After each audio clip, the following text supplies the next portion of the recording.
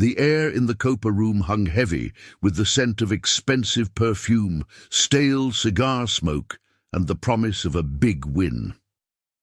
It was late 1950s Vegas, a place where the lights never dimmed and the music never stopped. On stage, bathed in a single brilliant spotlight, a young woman poured her heart into a soulful ballad. Her voice, rich and clear, cut through the low hum of conversation and the clinking of ice in countless whiskey glasses. She was new, but her talent was undeniable, holding the attention of even the most jaded gamblers and revelers.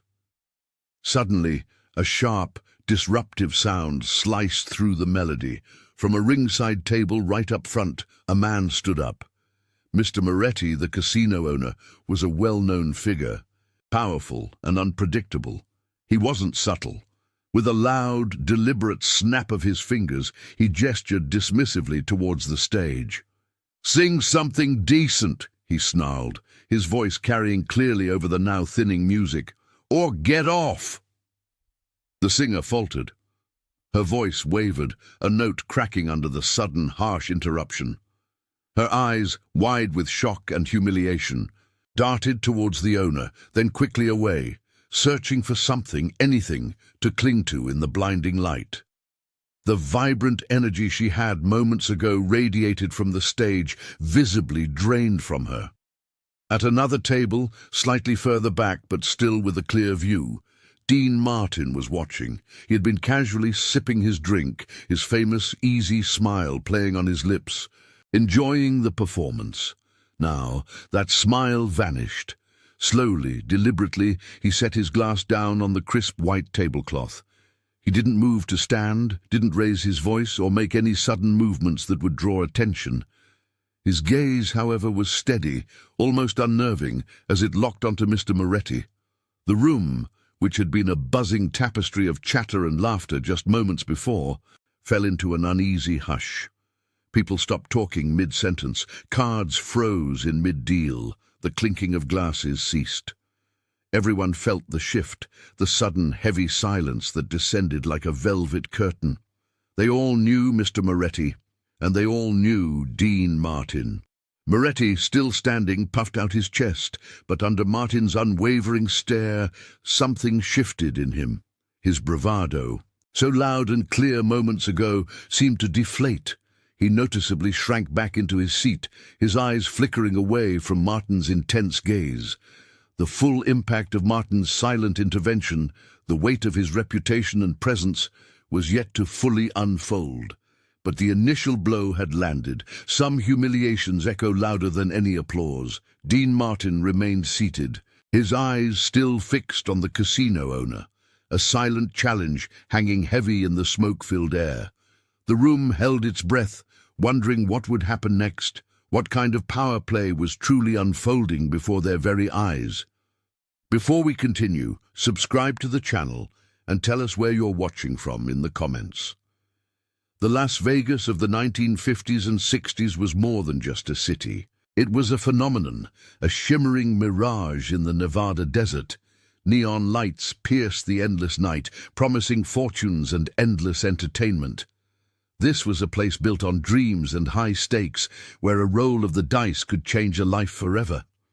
The air itself seemed to vibrate with a constant energy, a blend of excitement, desperation, and the faint, sweet smell of success. Every casino was a universe unto itself, a perfectly orchestrated machine designed to keep people playing, drinking, and dreaming. The rhythm of daily life revolved around the casinos. The ceaseless jingle of slot machines, the soft shuffle of cards, the clinking of ice in countless whiskey glasses, and the ever-present haze of cigarette smoke that hung like a permanent cloud over every room. Beyond the glitz, there was an intricate social ecosystem. Performers, casino owners, and various power brokers intersected daily, their lives woven together by threads of ambition, talent, and control. Reputation was everything in this town. Loyalty was prized, and influence was a delicate balance. Everyone knew everyone, or at least knew someone who knew everyone. It was a place where fortunes were made and lost overnight, and where unspoken rules governed every interaction, especially between those who held the power and those who sought to earn a living under their gaze. Maria, the young woman on stage, represented the hopes of many who flocked to Vegas. She had arrived with a voice full of promise and a heart full of dreams, hoping to carve out her own space in this competitive world. Her family, back in a quiet town, saw her as their bright star, their ticket to a better life. Every note she sang, every performance she gave, carried the weight of those expectations, a quiet pressure that sometimes felt heavier than the spotlight itself. Mr. Moretti, the casino owner, was the antithesis of Maria's hopeful spirit. He was a man who had built his empire not just on luck, but on shrewdness, intimidation, and an iron grip. Moretti's presence in the Copa Room, or any of his establishments, was a constant, often unwelcome, reminder of his absolute control. He didn't just own the buildings, he felt he owned the talent, the atmosphere, and the very air people breathed within his walls. His influence extended far beyond the casino floor, touching every aspect of a performer's career, from their set list to their contract terms. Even before that night, subtle tensions had begun to surface. Moretti had a reputation for being demanding, for seeing performers as commodities rather than artists.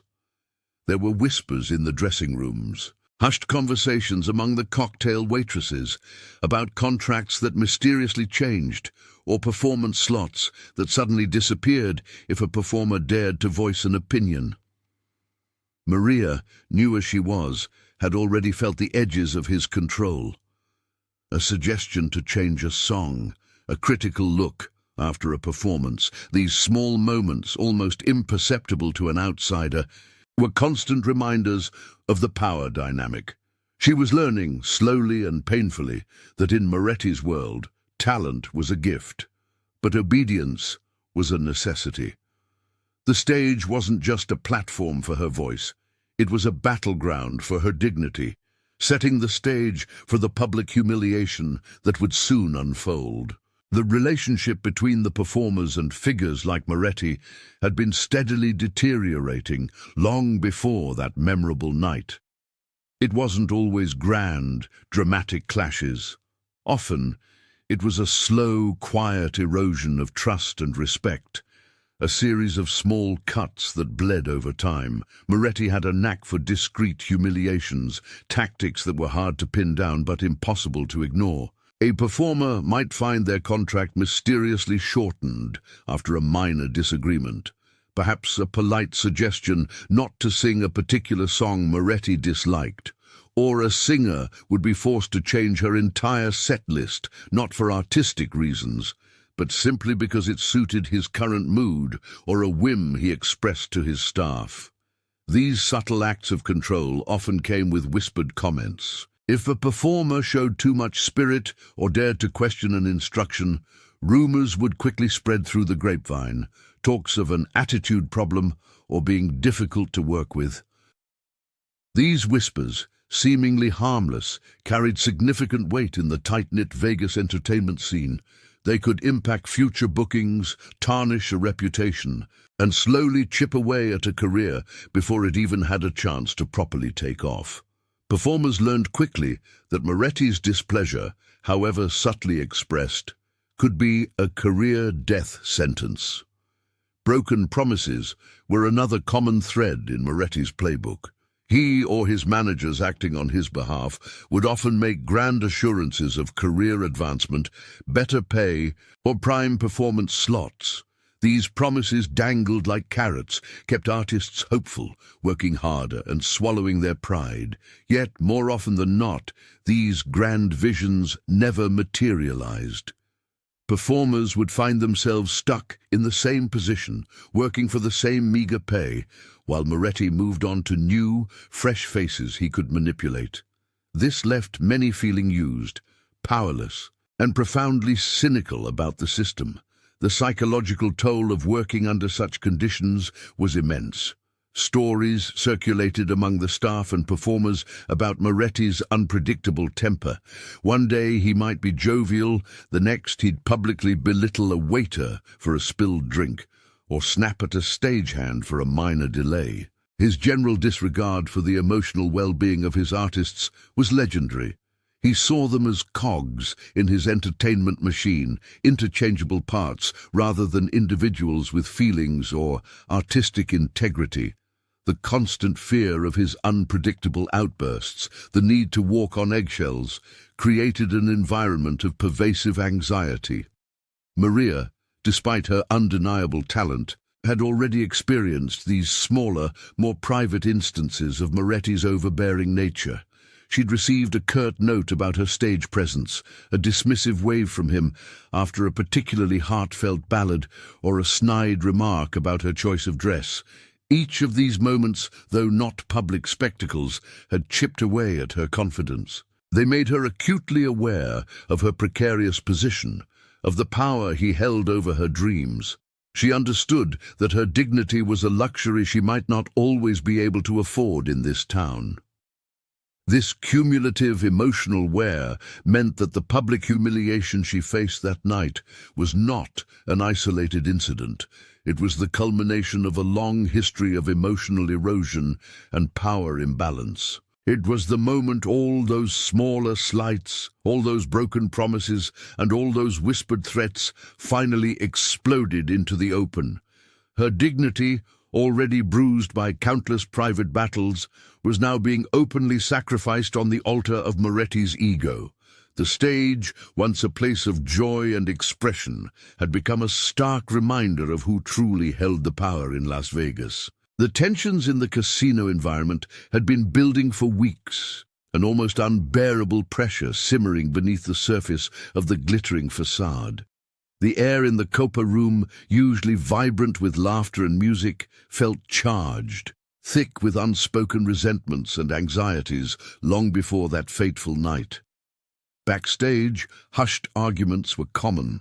Voices kept low to avoid attracting unwanted attention, but the anger and frustration were clear.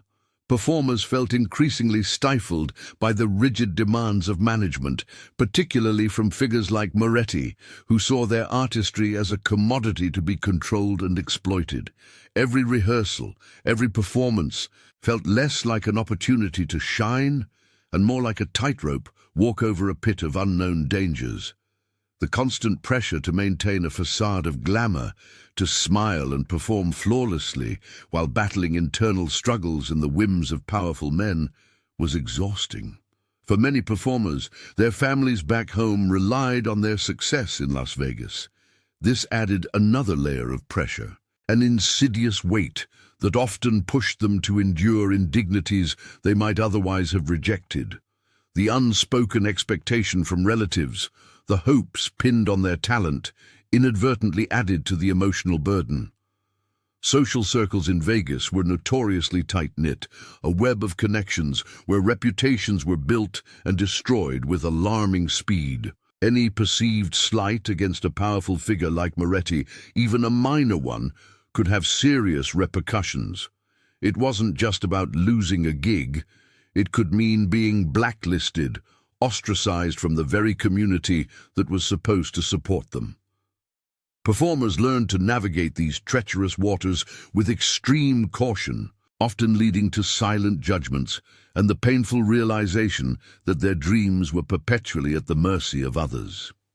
Maria, in particular, was reaching her emotional breaking point. Each performance on stage, under the blinding lights, felt less like a celebration of her talent and more like a relentless test of her endurance. Every interaction with the casino management, especially with Moretti or his close associates, felt like navigating a minefield. She knew that one wrong step, one expression of defiance, could cost her everything. The initial thrill of Las Vegas, the promise of a glittering career, had slowly begun to sour. The glamour that had first drawn her in now felt like a gilded cage, trapping her in a cycle of performance and subservience. The vibrant lights and the constant buzz of the city, once so exciting, now seemed to mock her dwindling hope. The immersive environment of Las Vegas only amplified this psychological weight. Outside, the oppressive desert heat was a stark contrast to the artificially cool, climate-controlled interiors of the casinos. This dichotomy mirrored the performers' lives, the harsh reality of their struggles hidden beneath a veneer of cool sophistication. Inside, the relentless jingle of slot machines provided a constant, almost maddening soundtrack, a reminder of the money-changing hands, of the high stakes involved in every decision. The strained smiles of the cocktail waitresses, endlessly circulating with trays of drinks, spoke volumes about the unspoken rules of service and submission. The perpetual twilight of the showrooms, where day and night blurred into an endless performance, contributed to a sense of claustrophobia, a feeling of being trapped in an endless loop. The air itself, thick with anticipation, and the ever-present hum of the city felt heavy, a constant reminder that success here was not just about talent, but about survival. Everyone was aware of the high stakes, and the impending crisis, though still unannounced, felt almost palpable in the smoky, neon-lit atmosphere. The moment arrived swiftly, a sudden, sharp intake of breath from the audience as Moretti's dismissive gesture cut through the music. For Maria, it was a physical blow, a public stripping of dignity that echoed every small slight and broken promise she had endured. Her voice faltered, a fragile note hanging in the air, quickly swallowed by the sudden, uneasy silence that descended upon the Copa room. She saw the faces in the crowd, a mix of shock, pity, and a few, she imagined, a perverse satisfaction. Her heart pounded, a frantic drum against her ribs, and for a terrifying second she thought she might simply collapse there on stage, the spotlight a cruel interrogation lamp. But then, her eyes, wide with a mix of fear and humiliation, found Dean Martin. He hadn't moved much. He had simply set down his drink, a slow, deliberate motion that somehow commanded attention. His gaze, usually playful and half-lidded, was now sharp, fixed on Moretti. It wasn't an angry stare, not yet, but something colder, heavier. Maria had heard stories about Dean, his easygoing charm, his ability to defuse tense situations with a joke. But this was different. This was a quiet intensity she hadn't known he possessed. For many in that room, including Martin, Moretti's public snapping of fingers and the crude, dismissive wave towards Maria crossed an unspoken line. It wasn't just about disrespecting a performer, it was about defiling the sanctity of the stage itself, a place where talent and artistry were meant to be revered. It was an act of public shaming that, in the unwritten code of Las Vegas, simply could not be ignored, especially coming from a man who wielded so much power. Moretti had always been a bully, but usually with a thin veneer of civility. This was raw, ugly, and exposed for everyone to see.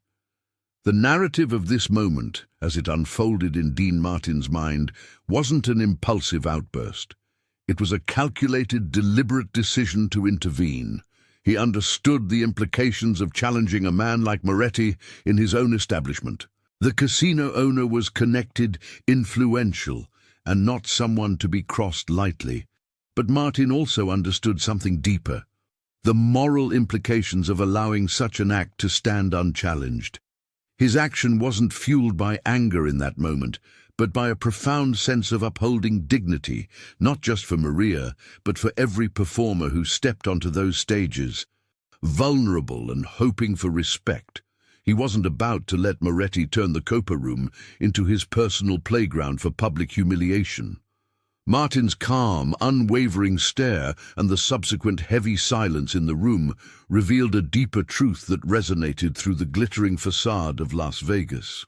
It showed that true power wasn't always about shouting the loudest or controlling the most money or having the most connections. Sometimes it was about moral authority, about the respect commanded by one's character, even in the face of overwhelming odds. Moretti, for all his bluster and influence, found himself shrinking under that silent, steady gaze. Martin's intervention, though spoken with no words, was profoundly impactful. It was a non-violent act of defiance that visibly shifted the power balance in that room. It demonstrated that some boundaries, even in the cutthroat world of Las Vegas, could not be crossed without consequence. His quiet declaration was clear. Some acts of disrespect, especially against those simply trying to earn a living with their talent, would simply not stand. The air crackled with the unspoken challenge, and everyone in the room held their breath, waiting for Moretti's next move, or perhaps for his lack of one. The message was delivered, clearly and without a single raised voice. The air in the Copa room became thick, almost solid, with the unspoken challenge.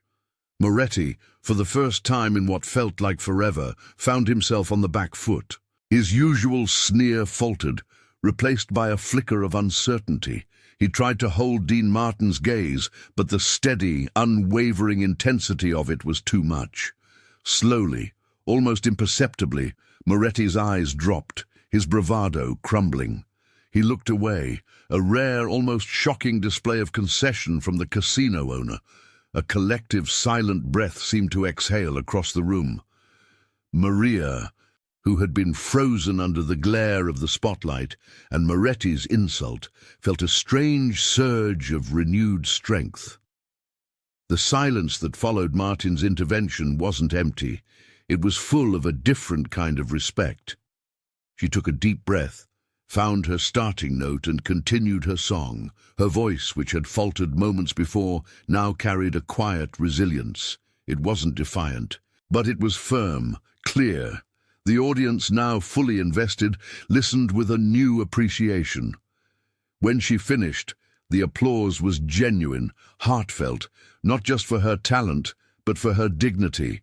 It was a silent affirmation, a collective pat on the back for standing her ground, even if it was Dean Martin who had truly created the space for her to do so. Whispers rippled through the room, not of gossip, but of admiration. Casino staff, who had long endured Moretti's unpredictable temper and casual cruelty, exchanged knowing glances. A small, almost imperceptible nod passed between a bartender and a waitress. Other powerful figures seated at nearby tables, men who might have otherwise ignored Moretti's slight against a performer, now offered Dean Martin respectful, almost grateful nods. They recognized his moral stance, a rare commodity in a city built on less noble principles.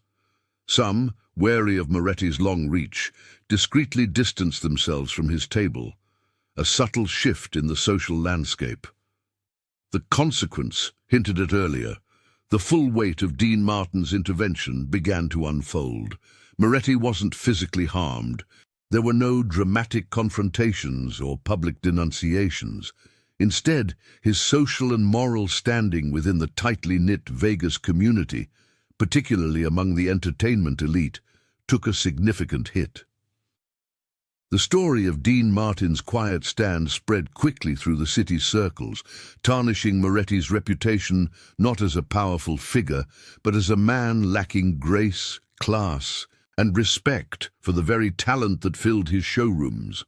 He found himself subtly, but effectively, ostracized from certain circles, invited to fewer private gatherings, his calls answered with less urgency. The invisible threads of influence that bound Vegas together began to fray around him. Maria's career, far from being ruined by Moretti's outburst, gained an unexpected boost. The incident, rather than defining her by humiliation, highlighted her resilience and the respect she had garnered from a legend like Dean Martin. She became a symbol of quiet strength against overbearing power, and her bookings surprisingly increased. She was no longer just a talented singer, she was the singer Dean Martin had stood up for. The story of that night concluded not with a bang, but with a lingering echo, a powerful, intimate reflection on the nature of true power and respect. It emphasized that dignity, once lost, was incredibly hard to reclaim, and that moral courage, even when expressed in silence, could be the most potent force in any room, regardless of who owned it. The incident, now a legend whispered in the smoky backrooms of Vegas, connected the past to the timeless values of integrity and human worth.